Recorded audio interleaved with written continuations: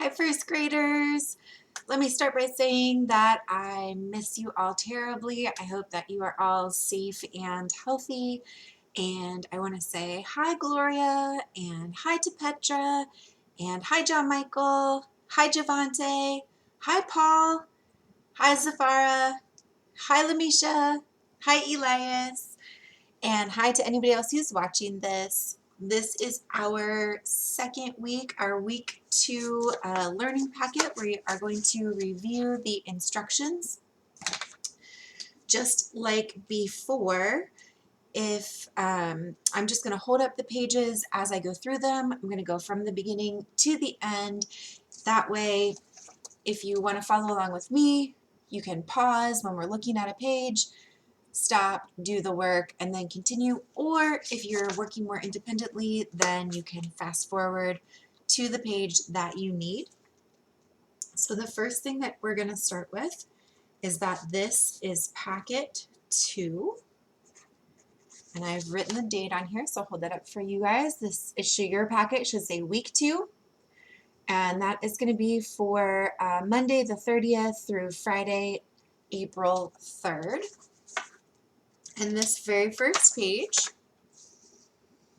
it's similar to the first page of last week. It tells you some goals that we have, some resources to help you, and then there are the 2 tools, the 10 frame and the number bond, which are just tools to help you as you work through your problems in your packet. If you are interested in some of the other tools, like how to use a stamp game, draw some quick 10s for using your golden bead representation, go back and just watch part 1 and maybe the beginning of part 2 on the first week's videos, and I kind of go through some of those other tools. Of course, make sure you can always send me a message in Schoology if you have a specific question about how to use those. But page 1, goals and tools.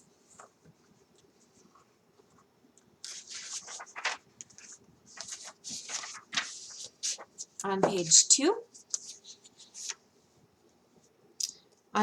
2, we have a missing number addition sentences. Okay, so how it says find the missing number and color in circles to help you. Okay, so what it's asking you to do here, we're going to read this number sentence by saying 1 plus something equals 4. Okay, so we know that we want to have 4 all together. It's telling me I know that I already have 1. Okay, I already have 1.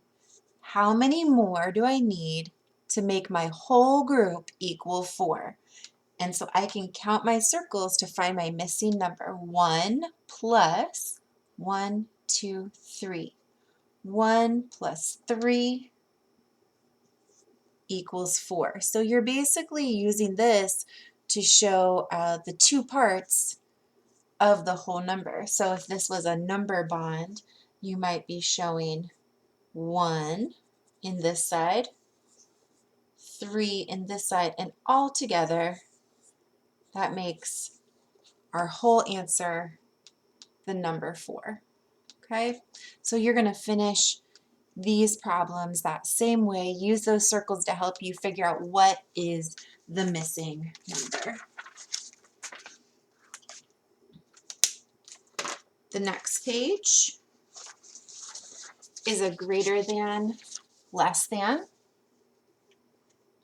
Okay, so it's asking you to write the correct symbol, either less than, greater than, or equal to for each item.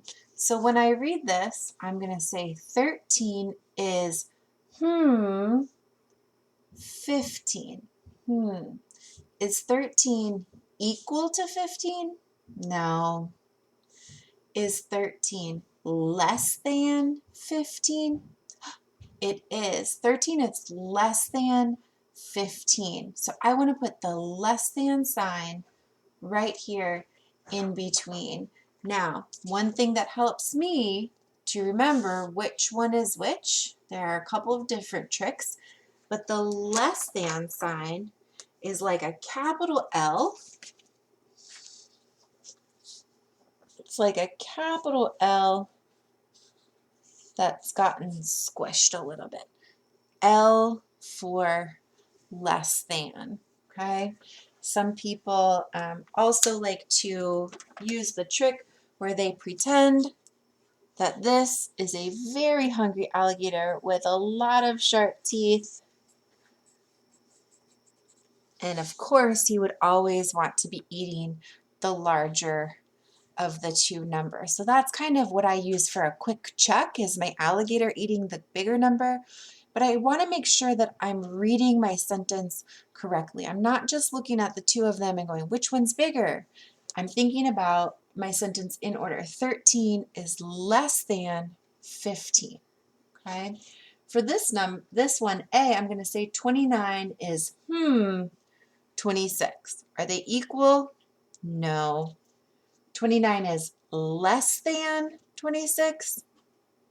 No. 29 is greater than 26. Yes. 29 is the greater number. Greater than symbol goes that direction. You're going to complete the rest of that page the same way.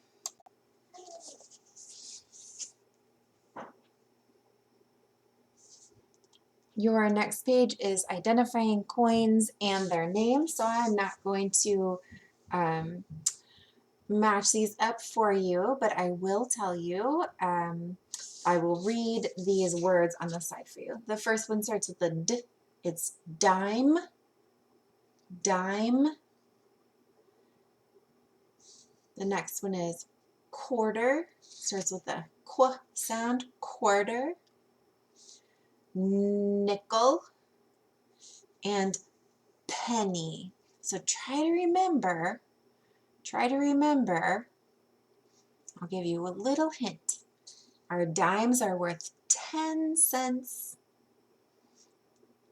Our quarters are worth the most out of all of these coins, 25 cents. Nickels are worth 5, and pennies are the ones that are worth just 1 cent. See if you can remember what they look like and match them up just by drawing a line to the coins on the side.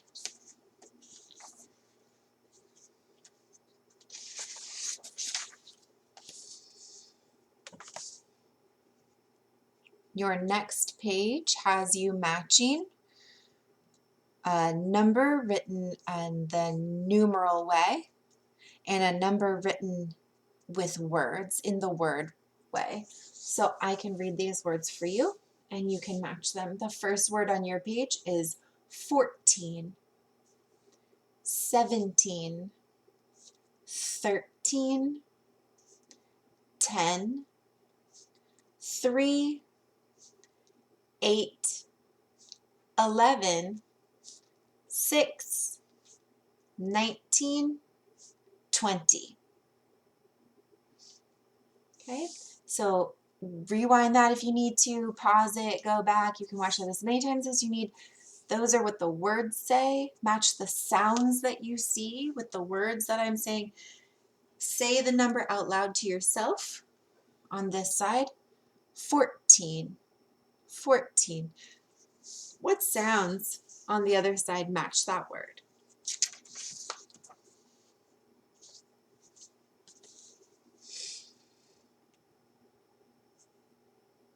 Your next page starts your ELA, which is your English language assignment for the week.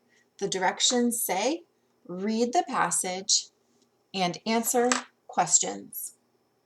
Okay, that's this, whoops, sorry. That very first dot is next to the directions. Directions, read the passage and answer questions. The next dot is the title, and the third dot is the passage. So I'll read it one time, get out your checking finger, and you follow along on your paper while I read. A job for Bob. Focus. Bob needs a job. There is a job for Bob. Rob can use Bob on his farm. Bob can pick corn on the cob. Rob and Bob each pick the cobs. Bob likes his job with Rob. There is a mob at the farm. They want the cobs of corn. Rob and Bob sell the cobs. They like their jobs. They like to sell the cobs. The mob likes the cobs of corn. Wow, some really serious business, although I kind of like it because it's summertime and I'm thinking about eating fresh corn on the cob. So thanks to Bob and Rob for picking them. If you'd like right now, it would be smart to pause this video and go back and read it one more time to yourself. If you have any sticky words, anything that you can't quite remember how to say, then you can rewind and read it with me one more time. Now we're going to look at the questions. There are 3 questions here about our story, A Job for Bob. Number 1, what does Bob need? Think about our story, go back and read to yourself again. That very first beginning of our story is going to answer question number 1. Number 2, what is Bob's job? Refer back to your story if you need help spelling some of your ideas. Number 3, who likes the cobs of corn? And again, come back into your story and read that. I feel like there might be a word in here that we need to explain a little bit, and that is the word mob. See if you can find that. Mob. See if you can find the word mob in your story and put your finger on it. The way the word mob is used in this story, it means a large group of excited people. There is a mob at the farm. They want the cobs of corn.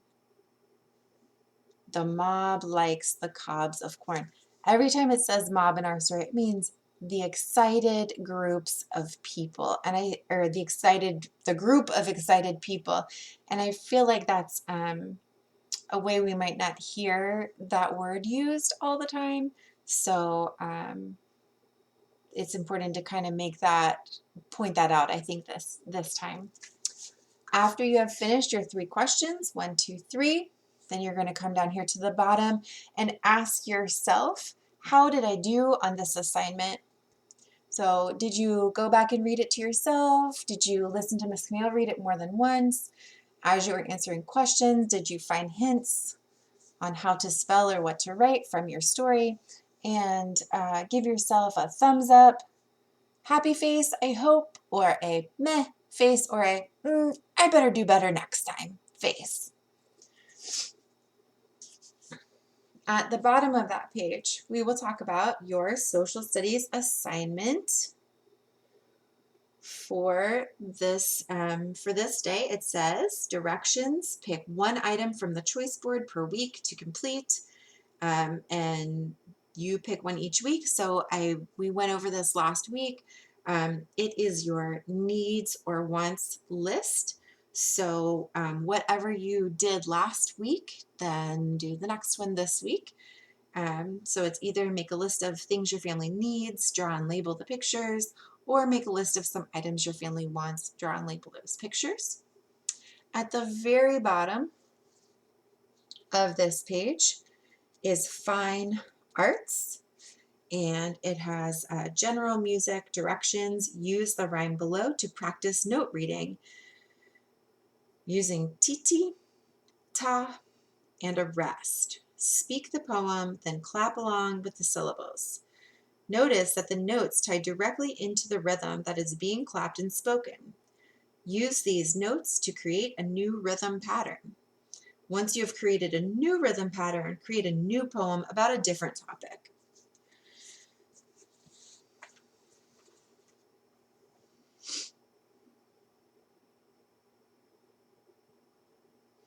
And there is a little story or a little song here. I'm kind of hoping that maybe you guys are familiar with this little story. Pitter patter, pitter patter. I'm guessing pitter patter, pitter patter. Listen to the rain. Pitter patter on the window pane.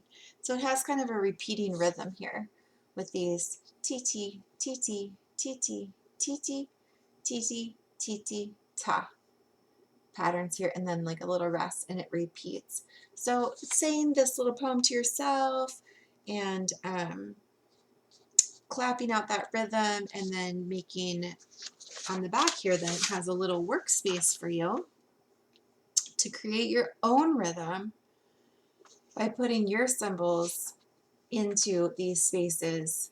So this would be a ti-ti ta, rest ta. Make your own new rhythm, write some words that go along with it, kind of like creating a little song.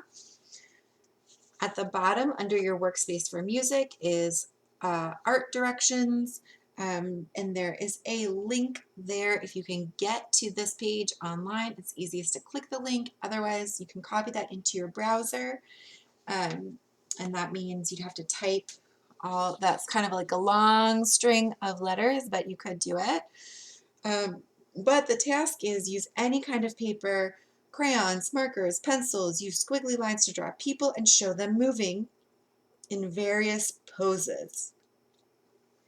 And it has a little assessment for you here. How do you know you did it right? Did you draw more than 3 people? Are they in motion? Did you estimate the arms, lengths, legs, and head sizes and length? So it's asking you to pay a little bit of attention. If you draw a head that is this big, then their arms are probably not this long. So just kind of looking at a great way to do this if you have a brother or sister at home, or mom or grandma, somebody who's staying with you, to ask them to do a motion and then freeze, and then see if you can use some squiggly lines and just draw their body in that motion. They can kind of help you out with that. At the very bottom it says complete the 2-week cycle, so you can refer back to the first week where we looked at